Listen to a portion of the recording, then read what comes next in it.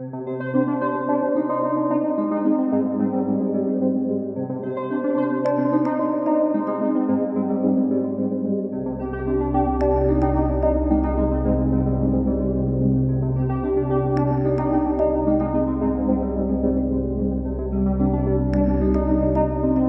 this episode of Scammer Stories, a scammer uses a fake $8 million savings account to lure in a victim in a huge web of lies that ended up putting a woman in the middle of a scam with other victims.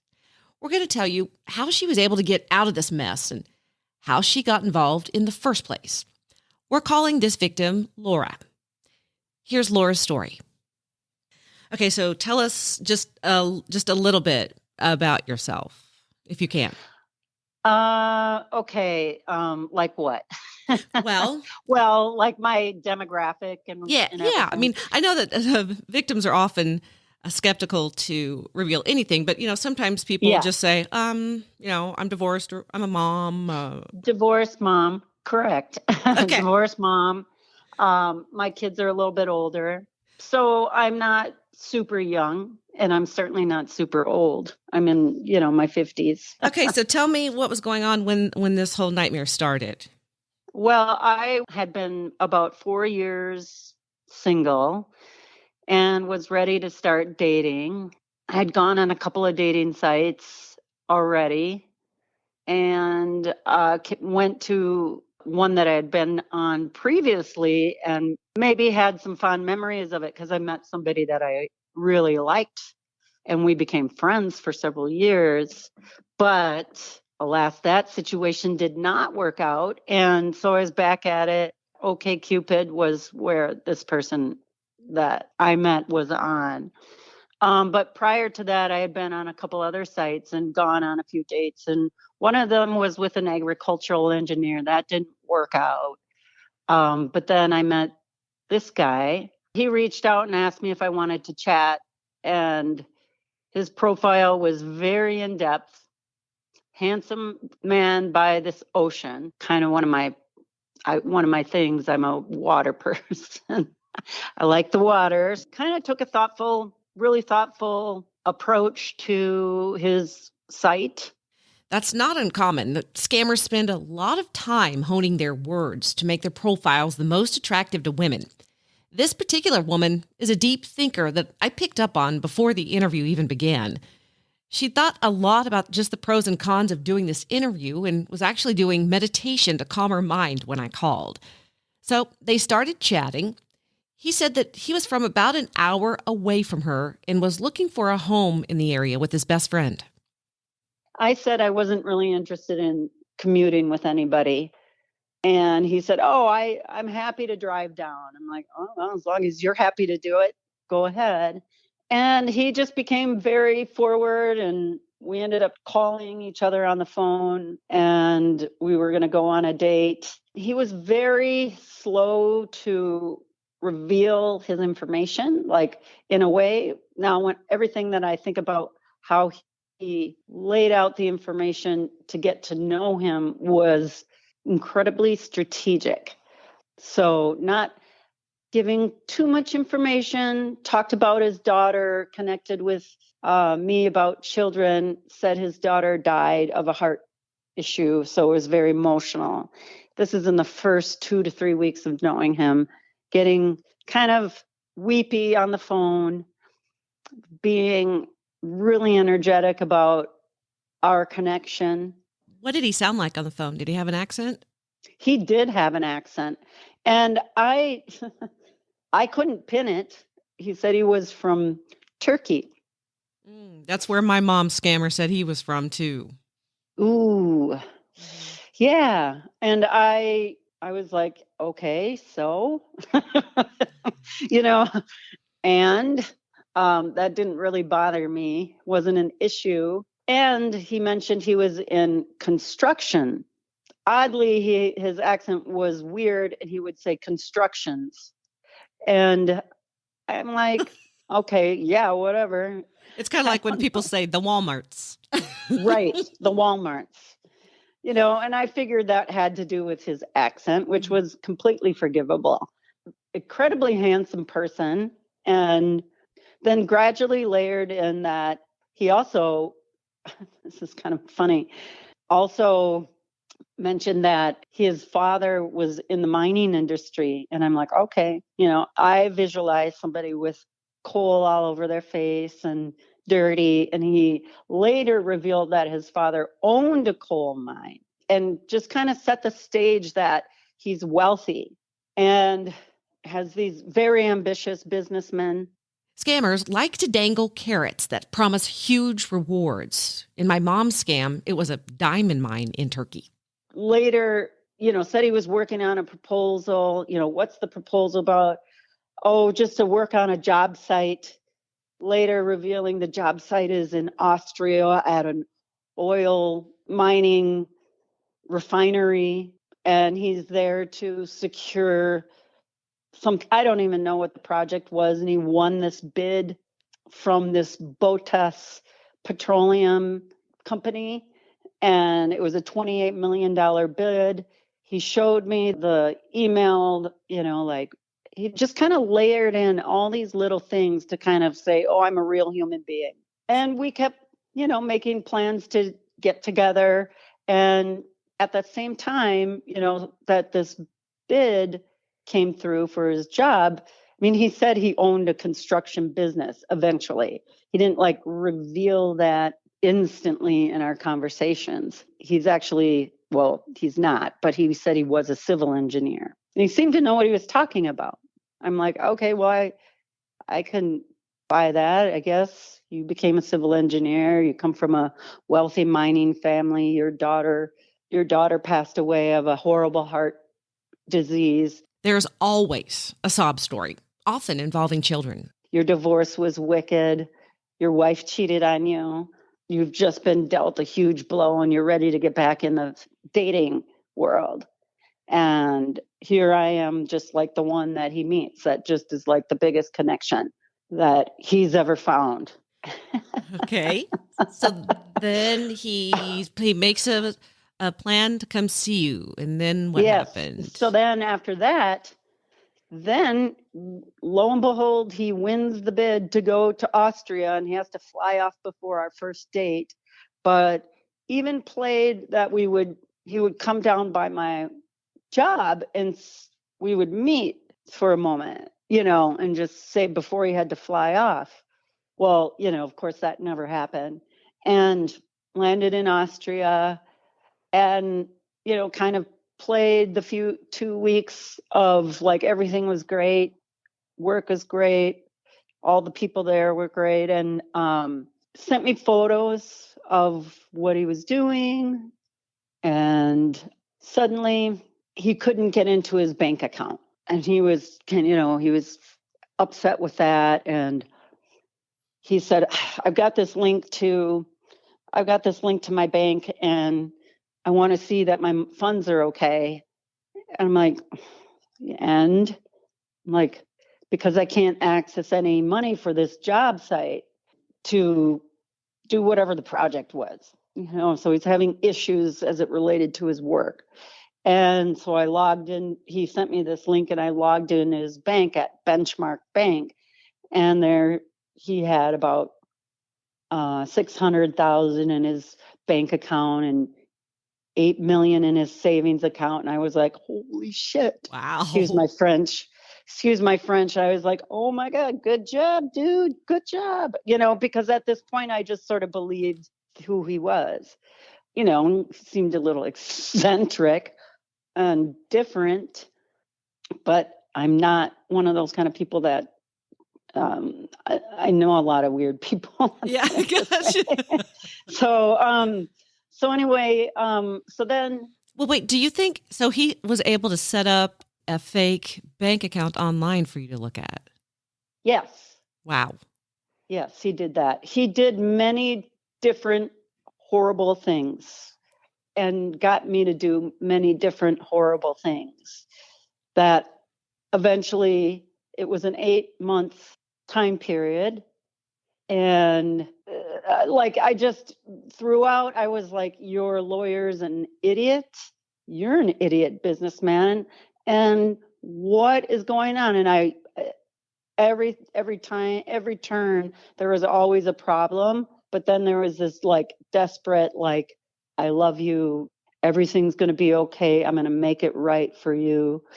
But anyway, so he's setting up this plot. The plot was, or the main problem was, one day he sent me a photo of somebody in the hospital. It looked like this guy intubated, really messed up, bruises all over his face. I'm like, is that you? What's going on? And we were texting. He said that's his assistant, that the Austrian guy. He was injured at the work site. His life is in danger, and because he's already established his bank account is frozen, that he has to pay for this medical care for his employee, and comes to find out that this employee is actually part of the Austrian mafia. Oh, nice little twist there. A nice little twist. And that the police are suspicious he had something to do with the injury of this man. And he was crying, he was desperate and frantic. He's like so worried they were going to arrest him, and he needed $10,000 for a procedure for this guy. I think his name was Mr. Cooper. I don't remember exactly. That seems to be a familiar name in the scamming land. The problem is there are so many details with this scam that it's hard to remember them all. It is very layered. He did things that challenged my integrity. He did everything. I mean, to be honest, when I found out, I had to find out from my bank that I was being scammed. Well, good for them, though, for learning you. I know. I mean, honestly, I'm like, I was just like, I'm so grateful. Tell me what the phone call was like. It was a tough call. She was like, where's this money coming from? Who is it going to? And the situation was almost desperate on my end, because from where I was at, it was this last crescendo to get this guy home so that he could pay me back what he was stealing from me, and we could kind of move on with our lives. And so I was thinking that this is stopping my life from proceeding forward when she was talking to me, and also not going to get my money back that I loaned him. And by this time, I had taken out a $30,000 loan. I had maxed my credit cards. And when I was in the place of, I have to take care of this debt that is $60,000 plus what I've lost, on my shoulders. So it was a network of him scamming other people and me being caught in the middle of all these. It was a maze, I think. You know what I mean? Mm-hmm. It's like it was a web of people being scammed. I'm pretty sure. My hunch tells me. Once you've processed it and looking back, you think, okay, he was using me to scam other people. Is that what you mean by he tested your integrity? I didn't scam other people. No, he was using me to transfer the money of. Yeah. That's what I meant. That's what I meant. Yeah, he was. Yes, he was using you to transfer the money between. And I didn't know what that. I just was like, I am doing the craziest, dumbest shit. Mm-hmm. And I'm like angry that I'm doing it at him, and I'm angry with him, and yet passionately in love at the same time. It was one of the most diabolical things I think somebody could do to somebody. Also, through the process of, challenging my integrity as the plot thickens in the actions he's taking, and also at some point in time, creating this plot, he was going to be hauled back to prison because suddenly he's on house arrest in Austria, and since the mafia is after him, he has to hire police agents, police officers to protect him while he's on house arrest until he can come up with a certain dollar amount. I'm like, why don't you have insurance? Why is your lawyer not helping you? Why is this such an idiotic thing? When your bank called you, did you believe them when you got off the phone? Mm-hmm. No. So how were you convinced? That's the biggest question I get from people, is how to convince a victim. So what happened? The woman that wired money to my bank, she was supposedly a colleague of his business partner whom he had very problematic issues with. And they were he was also had this sub story of the troubles with his business partners and how they're not giving him his share of the business that he's trying to buy out of so that he can branch off and go do his own business. So this is part of the deal to settle that business transaction with his company. So she was wiring XYZ to me, and I was going to send it to him through Bitcoin, obviously. After the bank fraud representative called me, the next day I got a call, the timing is off on my memory. But mine too. I've written it down and I still have a hard time. So the time frame is, I get it. She called me and said, do you know a guy named so-and-so? And I'm like, no, I don't know this person. He's from Syria. I'm that lady from California. I'm also a divorced mom of a kid. And I have this other story about her guy was on a military base, and so this explosion went off full of ammunition, and this guy was being held responsible because they were in Syria. And somehow I was the person that he knew that she was to get the money to, so that he could resolve his issue in Syria. I'm like, I don't know who this fool is. She's like, well, I'm calling the police.